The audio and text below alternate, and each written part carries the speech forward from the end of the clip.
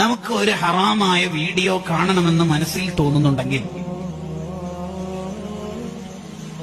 നമ്മുടെ മനസ്സിൽ അങ്ങനെ ഒരു തോന്നൽ, എന്ത് ഈ കോമഡി കണ്ടാലോ, ഈ ഹറാമ് കണ്ടാലോ, ഇങ്ങനെ ഹറാമ് വീഡിയോ ചെയ്താലോ, അങ്ങനെ നമ്മൾ വിചാരിക്കേണ്ട 2-3 വിചാരങ്ങളുണ്ട്.